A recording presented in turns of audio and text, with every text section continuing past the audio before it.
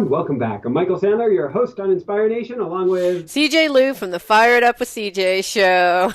Woohoo! Woo! If you've ever felt lost, stuck, or feeling like things are spinning out of control, then do we have the Not All Who Wander Are Lost show for you. Today we'll talk about letting go, surrendering to the divine, having faith, and allowing whatever is to drive the ship. That plus we'll talk about a door opening, 60-minute reminders, pizza cravings, the power of charcoal, vegans cooking eggs, the Buddha and the ultrasound, and what in the world, Sir Meowsers as a blanket, and what in the world crying over dumplings has to do with anything. Oh So my! welcome back to the show, CJ. Are you ready to shine? I am ready to shine. Woo! Okay, the first thing I'm doing is I have a spray that has patchouli, red Yeah. spikenard, and vetiver. Are you ready to receive it? No, patchouli's might my least favorite, but go for it. Okay, it's gonna ground you. I'm Okay, open. so I pretend that the vibration that these plants are offering are coming over and grounding you. Okay, feels good. Okay, good. All right, so excuse me. We're dying on this one. Okay, the Buddha and the ultrasound, that's the one that piqued my curiosity. Yes, and I don't mean dying literally. So we raced from here, and we got to the ultrasound last week after the interview. Yes. And I guess I did coaching session in between, then raced off to the ultrasound, the interview with the baby. And did the ultrasound, and I actually recorded it. It's on Facebook, of all Ah, places. And I was concerned about this a little bit in advance because I didn't want to break Jessica's heart. That's my big concern. I know the pregnancy is going to go great, but we had been told beforehand, until you have an ultrasound, you don't know if you're really pregnant. And that was a bit of a not a concern of Jessica, but it didn't feel that good to hear that. right. And so we went in there on the early side of when you're going to be able to detect a heart rate, a heartbeat. In fact, they weren't sure they're going to be able to. And I, how do you put it? As a protective hoobie, I didn't want Jessica being upset if there wasn't a heartbeat yet because I'm sure baby is fine. It's just too early. Right. But they did the ultrasound, and there was this bubbly thing, and then there was this thing below it, and it really looked like a Buddha sitting cross-legged in the ultrasound. And then with a little flashing, poof, Yeah. Oh.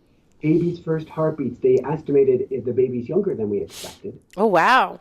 and that it was 6 weeks on the nose. And that's like the earliest you can detect a heart rate. They're like a day or two earlier, we would not have been able to catch anything. Wow. And so it was so cool. And then and the Buddha, what looked like a Buddha, it wasn't actually. It's I guess the yolk sac. And then the baby's not last week. They said isn't even really shaped much like a baby. They called it an embryo pole. But Jessica showed me. She's 7 weeks today. She showed me images on this app of like Date My Baby or something. Or it shows what the baby looks like, and it's got a little head, and it's got little hands and feet now, and it's the size of a blueberry. So I started crying during the ultrasound, of course. So yeah, that blueberry is doubling in size each week. Wow. Congratulations. So one blueberry. One blueberry that they can see. They couldn't make any promises, but it does look at this point. But it's so small that you don't know. But it looks at this point to be one blueberry, which makes life easier for us. Yes, you were wondering if it was two blueberries, Yes. which was well, and who knows, it could be still two A kids. berry surprise. Yes, it could be. A very nice surprise. Yes. I have to tell you, I was pregnant like 20 years ago, less than 20 years ago with my first child, and they did not have the equipment. All you could do is hear the heartbeat, which is like boom, boom, boom, the stethoscope.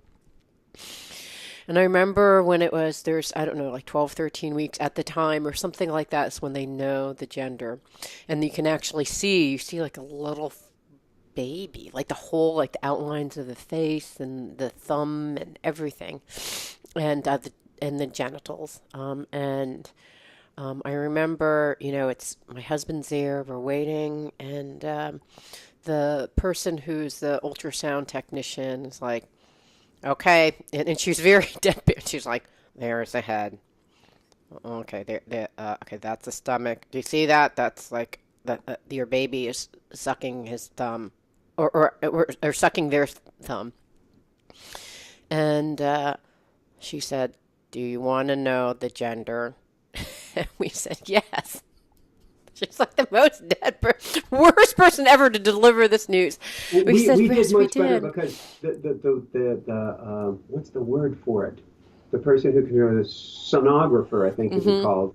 The sonographer is pregnant and on the same timeline that Jessica was for her first pregnancy. Oh, So okay. Jessica and her would have been delivering about the same time. So she's really excited about this stuff Yes, right now. that's sweet. You were lucky. So we're like, yes, we would. And she said, it's a boy. And we're like, oh, we're like excited and like crying and just like thrilled. And she's like, and there's the feet. And she just continued. It was very funny. Anyways, you don't know the gender yet, right? From the They do. blueberry? So 6 weeks is way early for knowing that, but they'll do they used to have until last year or 2 years ago the all-in-one. First they had a blood test that determined one thing, then a blood test determined two things, then it determined four, then it determined seven. Now it's like 54 things because they can actually go into Jessica's blood and separate out baby blood at 10 weeks. And Wow. they can tell the sex of the baby and so much more. And so that's Wow. coming up in 3 weeks. And they said, "Do you want to know?" We're like, "Sure." Saves us Wow. the trouble of buying one thing instead of the other. Yes. So, but Early yeah, on, why not? too. And getting names and stuff. So 3 weeks we will get that. So Wow. first time around we didn't do the ultrasound because there's talk about it's invasive and the vibration can affect the baby because of the frequency. But after the miscarriage, we felt there was a much more positive energy that Jessica will express a more positive energy by being sure baby okay, baby fully on board, rather than being in the unknown because a miscarriage is a big deal. It really rocks the psyche. Yeah. All right. So in my mind, I'm imagining Sir Mauser's jumping on Jessica's stomach afterwards, but that's my visual image. How does Sir Mauser's fit into Oh, the Sir picture? Meowsers is every chance he can get. He's on her belly now, and Oh, that's what I and thought. That I had this image of Sir Mauser's on her belly. I'm like, I had this image, but I don't know where it came from. Okay. you are right. In fact, I think we have officially upgraded him to King Meowsers now. So all the time, we don't want it to go to his head. He is always there on her belly. So she is like she has hot flashes at night, hot, cold, hot, cold, hot, cold. But now she's got hot, cold, and Kitty on her belly. Oh my gosh, Checking that's Kitty hilarious. pressed up against her. And so she's Wow. frying and she's cold and she's frying. But Sir Meowsers won't, in a most beautiful way, leave her alone now. He is there on her Oh. belly. He knows. I mean, they all know, but he knows, and he is like holding space for her. No, King Meowsers. I told you how I was coming up with a voice. I'm like, yes, that's what should happen. And I was like, where is this voice from? And I said, I think I met someone or what. And then I realized it was Sir Mauser's your cat. That's the voice that you have for Sir Mauser's your cat. I told you that a couple shows ago, but I still think that's so strange because Sir Mauser's has entered into my unconscious. All Yeah, right, Sir what's the story with Meowsers. dumplings? I assume dumplings Oh, had to do with something with the pregnancy too. Is that right? yes, dumplings have to do with the pregnancy. So Jessica had one of many mild breakdowns. I think 3, maybe 4 days ago now, where she grew up in a good American Chinese household where it was Chinese food all day, every day. Home cooked, not Ooh. MSG Americanized Chinese food. And you can't really get decent Chinese food. That's a joke. In this valley here, it Yeah, just doesn't Colorado and exist. Chinese are like zero, the Venn And they're diagram not not in a intersecting. city. So Yeah. there is a city block, and I think it's Arvada outside Denver, where they do have some decent Chinese food, and they call it Chinatown, and they have dim sum, for instance, once a week, but not out here. And she cracked 3 or 4 days ago and was just bawling over dumplings, the not being able to have the comfort food of home. It's sort of like the I want my mama, I want my papa, where are my dumplings? And like I was Oh, Googling online, I couldn't even find a place that would like Trader mail Joe's? order You don't have food. a Trader Joe's there? No, no. Oh man. So we were like looking for any place that would like, put with dried ice, pack up some home cooked dumplings. We haven't come up with a solution yet. And she is, operating on either low energy typically or no energy, queasy or not hungry, or a temporary craving, but then maybe too queasy to eat it. And so it's a struggle for her. And I've wanted to get her the dumplings. I haven't figured it out. If anybody's listening and knows how to dry ice us dumplings, She can't do frozen ones because there's frozen we dumplings. can't find those around here either. Mm, So all right. so Well, yes. the power of Um, the internet. Please send information about dumplings. Where to yes, get them yes, in a remote place in Colorado. yes. It's a dumpling emergency. I did earlier today. She was curled up in the studio, which is really a converted bedroom with green screen and lights and all that stuff. But there's still a bed off to the side. She's been curling up. It's, oh, so dear to my heart. She's been curling up in bed, exhausted, next to me as I'm doing my work. And earlier today, she's like, egg burrito. Need egg burrito. I'm like, do you want me to drop everything and go to Whole Foods right now and get you an egg burrito? Home cooked. Like, I can't really help you with that one. Home cooked. And so eventually I dropped everything. I had made some, I'm experimenting right now. I used the steam cooker a couple of days ago, or the Instapot, and made some sweet potatoes. A first Yeah. experiment of me using the Instapot of ever. I put quinoa in it before, but she had to press the buttons to get it started. I cooked the sweet potatoes. Today I yanked them out of the fridge, mashed them up. Great, got some potato. I'm like, I haven't cooked eggs in years. We met like our first date. I burnt eggs. I'm not gonna burn the eggs now. I will figure this out.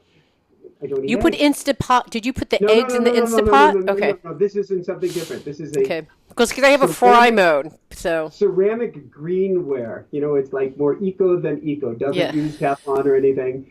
I tried making eggs on it once for her maybe 5 months ago. I failed. Those eggs I didn't burn. They didn't cook. I just don't know how to explain it. You're not supposed to turn up the heat on this thing because it's eco. Cooked the eggs today, got the sweet potatoes, added some salsa, no tortilla, but got that to her. She's laying on the bed. She's got Mm. Lumi curled up on her chest, going "Nah." Every time that she wanted to move. He's like, "Don't move." Nah. Oh. So And she's got It's Lumi and Sir Mausers. oh, they're teaming her now. So and Lovebug's tag teaming too, but Meowsers is the one who goes for the belly. We managed to get her up 6 inches. She ate bed on the bed while I was preparing for an interview. She asked for seconds. I successfully did it twice and cooked her seconds. I will do anything for her right now. I will do anything. I've got to go this Wow. weekend into our downstairs, which has become once Tessie got the garage, everything from the garage found its way into its downstairs. And my mission this weekend, because I believe when you are pregnant, you want a very stable home. Your nest becomes extraordinarily important. And so coming in the front door and seeing like Tessie wheels for springtime or seeing hard boxes of hard drives or other and stuff just doesn't make her heart soar. Well, I She don't know starts, why not. she starts crying right away. So this is my mission this weekend. I will take care of the Jessica. I will. I will. I will. Oh, just so Pookie will be protected. I have to completely applaud you. You're going above and beyond all husbands that I've ever known. My own husband, I will tell you, when I was working at Microsoft at the time, and I had really bad morning sickness with both babies. And I remember being in a meeting in which I had to present. And it was really early on, the 6 week, 12 week where you get the most nauseous. And I thought, I don't know if I can make it to the point where I actually have to present. So I'm like, ran out to the bathroom, threw up everything that I in my stomach, came back because no one knew I was pregnant. And it was one of those things, like you were saying, like, kind of why do we do this? Like, we don't tell people that we're pregnant.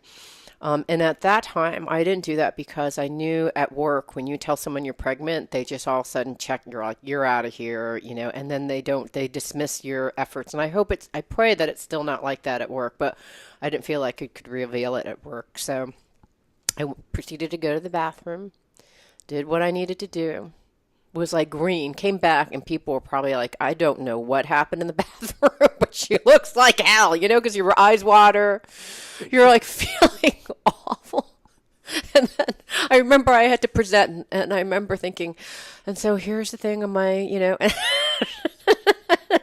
it was so hard. And my husband did not do the things that you're doing. In fact, but I do remember I said, I have to get Chinese broccoli. He's like, well, let's go to this other restaurant. I'm like, no, I don't.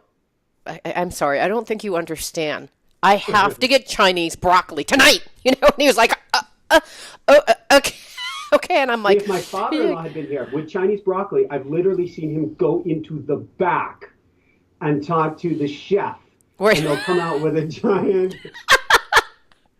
I'm not sure what's in Chinese broccoli, but it's super, I think have like the minerals in your body knows, like it knows broccoli what it has iron in it too. Yeah. So my body was like, are you kidding me? Bring me the Chinese. And I remember my husband being like, all right already. I'm like, I don't think you understand. It's totally like possessed by something, that your body knows. And if there's ever a point in time, and here's the beautiful thing about being a woman, probably for a man too, but because your whole life is dictated by cycles, your body is talking to you every single moment, and so every single month minimally.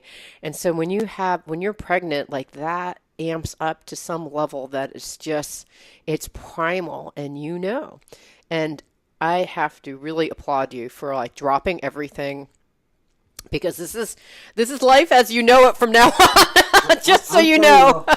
Last night she ate some tomato sauce that she had cooked, but she had cooked it the day before, had refrigerated it late. It was probably going to be all right, but when someone is pregnant, they're sensitive, and here she is with an upchuck factor 9 right last night. Yes, and she's in bed, and that's the power of charcoal. Charcoal can sweep toxins out of the body without you throwing up. What? How's it work? It binds. It binds to toxins. It also will take out nutrition. If you like had a vitamin and take a charcoal, then the vitamin's completely useless. But it's like how does one eat charcoal? It comes in a capsule, and so she's like, charcoal now, and I'm like half asleep. I'd already really fallen asleep twice, and she's telling me I'm not feeling so. Oh, okay. And they fall back asleep. I'm really not feeling. Is there anything I can do to help? No, I'm not feeling. Get me charcoal. I'm like running downstairs, going through the medicine cabinets. Charcoal. You will be here, charcoal. And she said I made it just in time for her. Yeah. Well, it's funny because and why I'm partially joking and partially not, is that once a baby comes, they become that person. You need to feed that baby now, because your baby has that same, like, it's dictated by its own cycles, and it has nothing to do with your logical mind and cycles. Like, baby just ate. How could they be hungry? Don't question these things. Baby is making a hungry cry. You need to feed the baby again. You just have to do it. And it's one of those things like, babies are just, they're totally present. If they're hungry, and they know what they want, and they want you to read their minds, even though they can't speak. And the weird thing is over time you just start learning. Or have you interviewed yet the guest on baby sign language? No, we definitely have to do that. In fact, I want to start learning that right away. Yes, that was huge, right? I want to get that even when baby's in here, because baby can sense what you're doing. Yes. So we had one like, are you thirsty? So we had this one which is like, are you thirsty? We had the tummy. Are you hungry? Are you sleepy? And so we kept on making those gestures. So by the time our children were able to communicate, but not verbally communicate, he would cry, and then he's like pointing to his mouth. I'm like, oh, you're thirsty. Okay. So, and, and then I bring, whatever I needed to do, but, they can't communicate to you. It's just an empathic thing. And it's hard because when you hear a baby crying, it's so hard to be empathic. Like any kind of like empathy that you have goes into panic mode and like getting into the groove. So when you can't slow down and tune in because the crying is like piercing your brain and you have had 2 hours of sleep, those signals were invaluable, I must say. Is that where pizza comes into everything too?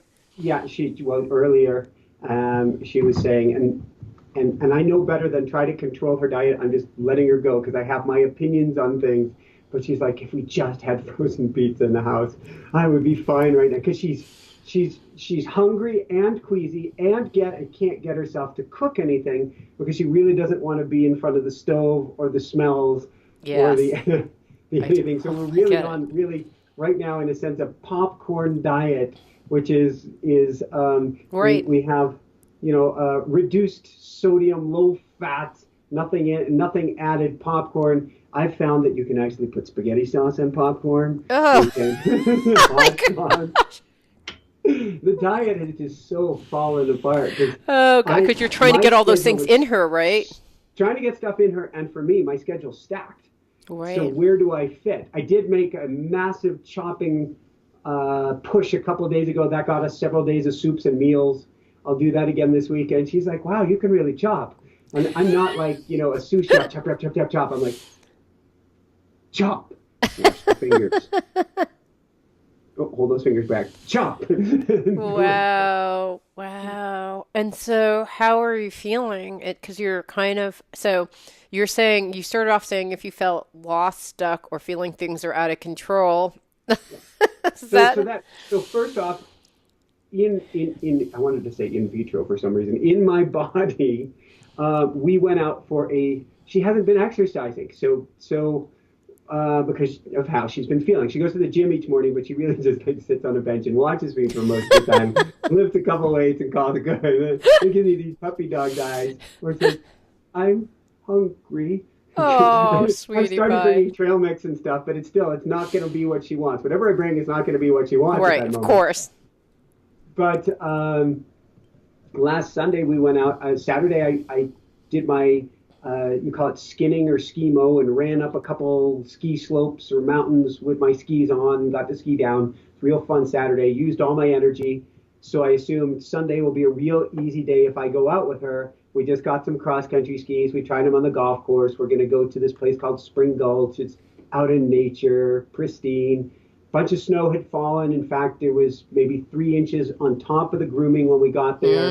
Nice. Another 3 to 6 fell while we were there.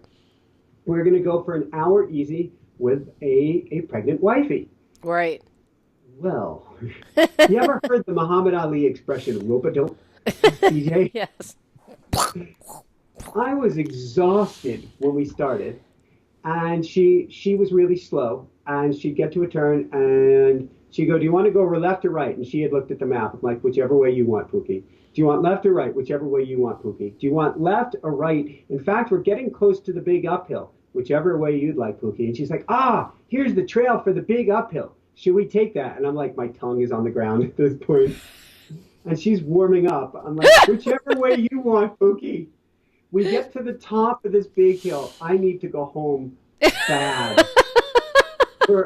I figured it was going to be an hour. I figured she'd be cooked and we'd be done at like the 20, 30-minute mark. Right. Because she hasn't been exercising. Right. And now I can't keep up with her. We're at the top. I say, whichever way. She's like, we'll go along the top for a bit. And then she sees a sign that says, out and back 1 kilometer. And she goes, look, we're pretty close to the car.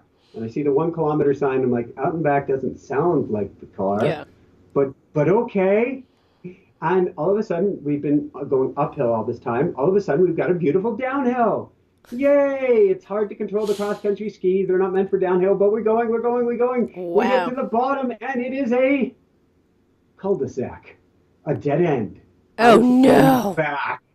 Oh, no. Wait, do you have to climb up that hill? Oh, my gosh. She turns around and heads back.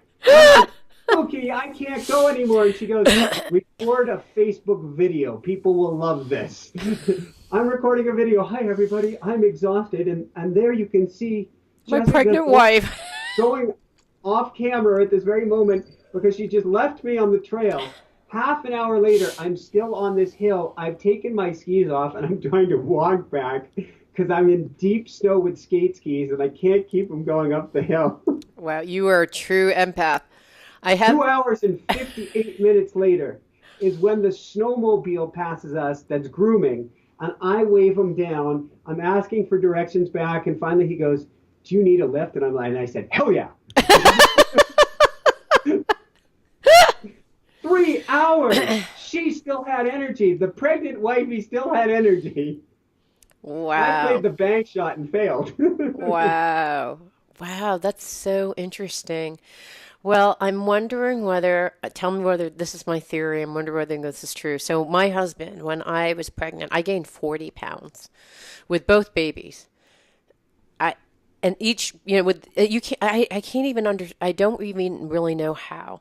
But, I started at a different weight, but, you'd gain, and I had to be a certain weight. Or let me put it this way. Let's say I weighed 125 with the first baby, and then I gained 40, so I weighed 165. And then the second baby, I started off at a higher weight, like 130, and I got to 165. Like my body needed to be at 165, but that's a lot for someone. I'm 5'5".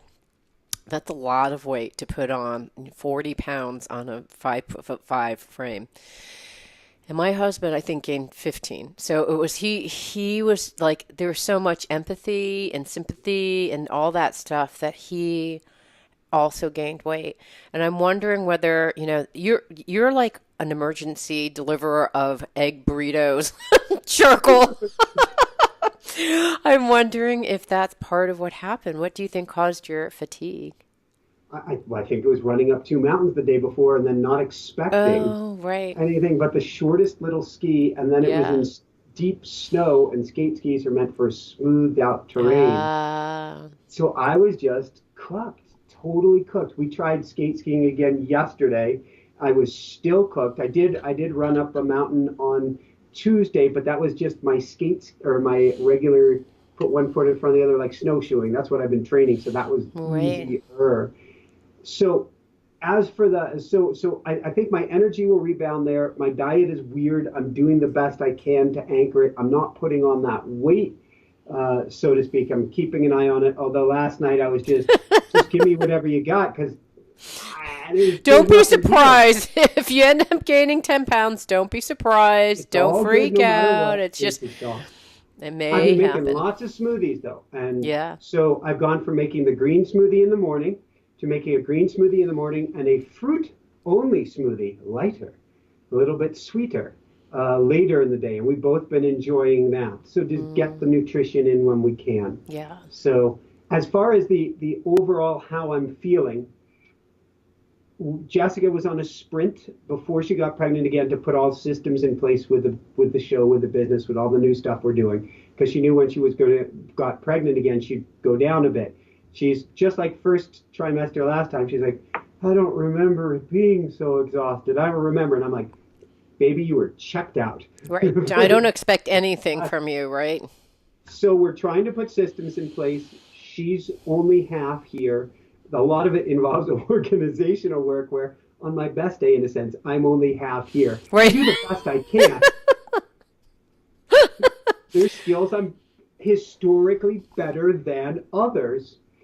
And I've been saying, and with all of these pieces, working with a marketing team, or a marketer, working with a Facebook team, looking at creating some like reality show videos. We want to videotape this with people and share with them. And all these pieces of the puzzle, I'm like, baby, I'm lost.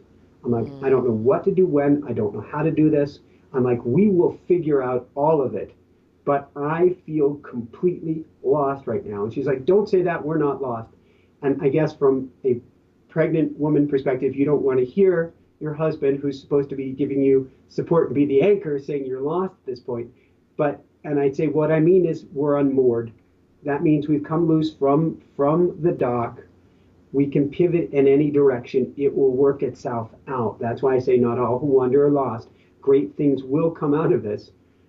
But I have to go on complete trust and faith right now because there's no way I can reason out all of the moving pieces right now. It's just not possible. And I am fully committed to being there for her, to doing. There are so many pieces of the job that she did that I had nothing to do with before she got pregnant. And I'm like, I don't know how to do this. I'll figure it out. If you need help with that, I'll figure it out. If you just need me by my side, by your side to upload, I will be there. Damn it. I will do whatever it takes. Right.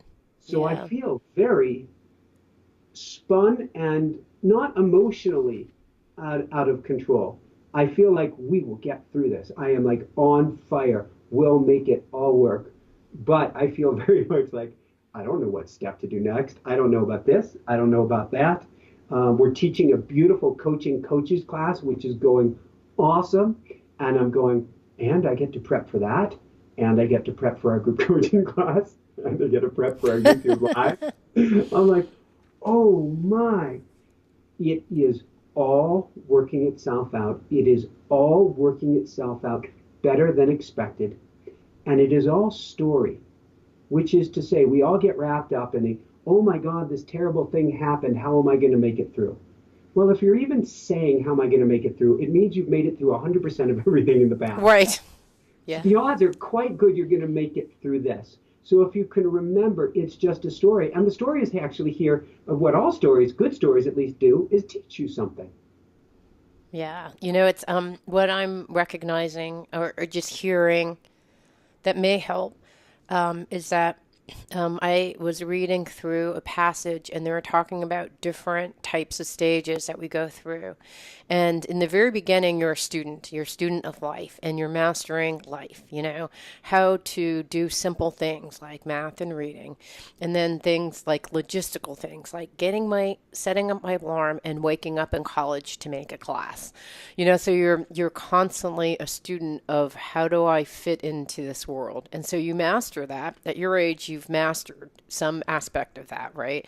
And then, as did I. And then what happens is once you have a child, everything that you learned is up for re-examination because you're going through, now you're moving into a householder path where it's about learning how to compromise, learning how to open yourself up so that you're available to family, like you have been with Jessica, which is so beautiful, and responding when needed, knowing that if something is needed, it will come to you, and having faith to know that if help is needed, it will also come to you. And so it's about just holding this reality of, okay, I'm in transition, because you are in transition, right? I think my hardest moment during what was happening is I didn't realize I was in transition. So I was looking at my old CJ. I know I can do this. Why can't I do this now? I should be able to, and all those shoulds and must-haves and need to, and I could make it better. Yes, that was the old you. And you still are that same person, but there's something now that is asking you to respond. And so being present to, as you have been doing, present to what's happening and responding, there's something that has to give, right? So it's either your ego and wanting to be perfect or your, love, so it's about balancing these two things and compromising. And in the householder path that I am now leaving, the next path is renouncing. So it's renouncing everything that you knew about foregoing all of your needs for the love of your wife or my husband or your kids. Then you go, wait, what the heck happened to me? Because you did go through another change in loving so fully. You go through another change yet again. So I'm in phase 3. You're in phase 2. And this is very simplified, so people may go, that's bullshit, blah, blah, blah. There's no 2, 3. But it's just roughly speaking, you go through these kinds of moments. So I think of, yes, you are lost, because I think it's if you're going to psychologically say something to yourself and your loving wife to not freak each other out, it's better to say, we're in transition, honey. We're I'm in in transition. reinvention mode. Yes, you're reinventing. And it is. Yeah. So, and because doesn't that feel more powerful? I That, like it. yeah, And I don't feel the freaked out, but she can when I say that. yeah, And there was that element in the beginning until I stepped back and I said, look, all systems are changing. They're not going back. You don't want them to go back. You're trying to find a way to build freedom to be with baby A, and B, your priorities are very different right now. So relax into that. respond through relaxing. I mean, that's Yeah. the, yeah, I can't do it. Yeah, the computer equipment smells awful. Yeah, I can't eat tomato sauce. And that's the phase I'm in. And there'll be more People get the things. car wheels out of the entranceway to Yeah. the house because the rubber smells struck. The sense of smell is like, boom. Oh, it will make you go, you'll run to the bathroom just smelling that smell. It's like, I'm sorry, I'm losing it now. And so, like, what's happening though, on a different way of looking at it is that your senses are being so attuned to be sensitive to the very needs of your body, the cry that no one else but you can hear, and it literally our babies like, "Ah!" And then I'm like awake. I'm running to their bed. I mean, literally, that was how loud it was. And your body, as a woman, and I don't know because my husband didn't hear these things, but your intuition and connection to kind of collectiveness, collective consciousness, baby consciousness, whatever, is so refined that it's a spiritual evolution and you don't even know that it's happening. So as she may be not having space and time to do, the logistics and what that's like an old part of her life, and wow, I'm like verifying my senses to this really. And so if I can just lean into that and let go of the other, it just makes more peace. I didn't do that. And I wish I had someone who had gone through the path to tell me, because I didn't realize it was a possibility. So it's exciting. It's actually exciting. Yes. So I have no complaints at all. It's funny. It can be exhausting so far, but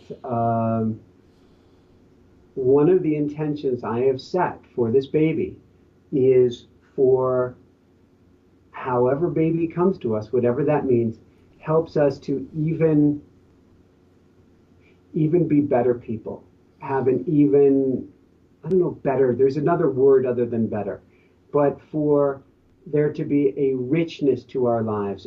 I actually ask, you'll laugh to this one, but I put it in my intention work because you never know. More peace, more grounded, more centeredness through having a baby. And I know the baby will require that of us, or certainly require that of me. You bring your absolute A game energy, Michael, or I'm going to wail. So The blessing of my kids is my youngest one is someone who's highly hypersensitive. So if I am just a little bit off, he would pick it up. And so I had to learn how to ground myself and hear shrieking, crying, like shrieking levels of yelling and crying, and just calm down and be in my heart and just like stroke my child as he's yelling and screaming and holding him so tight when he's yelling and screaming, and just like knowing that I was the one who was leading the game because he's a baby, right? And so he would know when I'm off center, and I would just like get myself to calm. And the minute I could get myself into a sense of equanimity, calmness, peaceness, he would boom, calm down. And I literally got to the point where I was on the plane, and I would give my kids, I would be holding them in the plane and giving them meditations. And I was like, okay, so you're going to ground your, and then all my kids would be asleep on the plane in 5 minutes or less. And parents were coming up to me like, what was that? Can we do that with our kids? And I was like, sure, it's about getting your kids so peaceful and calm that they literally would just like, when you're relaxed and calm, they're relaxed and calm. It's the whole resonance thing. Your energy vibrates at a similar level. And my babies, both of them, I would have them asleep in, this probably, 5, 10, 15 minutes on the plane when most babies were shrieking their heads off. And it was really, it came from the inner game, not the outer game, changing your, and I only knew that through trial and error when I did the outer game and was like, this isn't working. Yeah. So, yeah. So anyways, it's so thrilling to actually, thrilling to relive this experience with you. So we'll give you our next update. Well, obviously next week we'll speak, but after next week's session, I go for our 8-week visit. I don't recall what that is. We've actually got, surprisingly, there's a 6-week, 8-week, 10-week, 12-week. Then we go to every 4 weeks. And I guess 10-week is the blood work. 12-week is, I don't even remember if 12 weeks the next ultrasound. I don't remember the whole schedule of things. But we'll have more information. But I mean, it's just going to be a healthy, happy baby. Yeah. Period. Done deal. Healthy, happy baby. All of the rest are dotting the I's and crossing the T's. Okay, I want to share too in the next 7 minutes, or 6 minutes. I just lost Yeah. a minute in We saying got this. door opening, a 60-minute ride. And Yeah, so I only have two things to share. One is I got this bracelet, and on the front it's a beautiful. little rose quartz bracelet, and on the back of this bracelet is Uh, a little not a little little I don't know, a little electric it module. looks like it's going to flash and say love. No, I wish it did, but what it does is every hour on the hour this vibrates, and when it vibrates, I go, oh, I need to tune in and be present. And then I open my heart and I let go. And I breathe in again.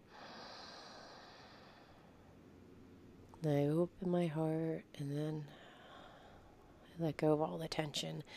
And then I try to take that state and continue it throughout the whole day. And the idea is that, there's meditation that I do on the cushion. And what my teacher, I told you when I got back from Hawaii, he said, I'm noticing that you're off the cushion and you're gone. The old you is back and the cushion you is like not even part of your day. And so I've been wondering how I can get back to this. And I've been trying this. And what's interesting is that this reminds me every 60 minutes to get back. And then what happens is it gets I'm getting used to it. So I think I'm going to switch it to the other wrist. So I don't get like lost in like, it starts fading away, just like everything else. So I'm going to switch wrists. What I wish, my greatest wish is this had sound so it could have different different types of things to remind me to be present because your brain and everything just gets used to the sound, the buzzing. But it's better than a watch because it goes across your whole wrist, so it's very hard to ignore. So I've been doing that, and I've really been enjoying that, and I'm noticing that I'm a little bit calmer. This is not like changing my life so far, but it is changing in little bits. Like at least every 60 minutes, I'm starting to know when 60 minutes pass minimally, and I'm tuning in. And it brings up one quick thought, which yeah, is, and it's interesting because I just had a guest on. I've had nobody tell me about this before, but I had a guest on who was talking briefly about her Apple Watch, and Kalma K. Kapoor. I don't know if you've had her on or not, talking about Rumi. And she says her Apple Watch, maybe approximately once an hour, will tell her to breathe. And my guess is you can actually get an app for if you've got a Garmin or you've got an Apple Watch that will bring you whatever reminder and maybe even some sort of an escalating reminder yes, I if you like the need. escalating reminder. We can talk about that later because I know we're short on time, but I can tell you Yeah. all about my research into that because I've been trying for a while, and this is the one Oh, thing that okay, was. okay. But the last Door thing opening. is door opening. So what's interesting is I looked on my calendar today. I had back-to-back meetings all day. They just canceled, and I was like, thank God. And so because it's nice to have just open time, and I thought today I can be in my heart and, the whole entire day. What would it be like if I use this to be in my heart? Because I'm having a meeting with you That's easy to be in my heart. And so preceding this, I had a 9:30 to 1 o'clock meeting. And I was in my heart the whole time. And it was to basically give appreciation and love for this group of women that have known each other for a really long time. And I didn't, this thing came out of nowhere. I was just walking with a friend and she said, I have this idea. Why don't you do this? My friend said that you did this in a group, this love appreciation thing. And she really liked it. Can you do it for this group? I'm like, sure. I woke up this morning, forgot that I even committed to doing this. Then I'm like until the hour before I have to leave. Then I got into I got into meditative mood and I thought, wow, how can I actually be in my heart space the entire day? And one, it was so beautiful to like have this and just being in this space a whole like from 9:30 till now. Wow, it just changes your world. Like it's helping me understand what it would be like if I was this way every day. And the second thing is that because you've been traveling this journey with me, I've tried so many different things, but there was a point in which I said I don't want to go out, do business development, grab things, talk to people, but whatever. I'm just going to have faith that whatever needs to happen that is the very best for my interest will just come to me. So this opportunity that happened today just came to me out of nowhere. Like someone I don't even know called me and asked me to coach a group of millennial women, which I wanted for a really long time to coach millennials. And it came, and I thought, well, I do want to do this, but I have to honor my rates because I've been kind of like, oh, well, and I thought, no, I have to. I'm just going to give her my rates. And even though it's a nonprofit, and they accepted it, so that was beautiful. And then I had a friend that I had dinner with yesterday, and she said, I'd love for you to do this with my women's group, is to do these sessions online with my women's group. So out of nowhere, these doors have opened. God bless you. God bless you. Oh, there's one more.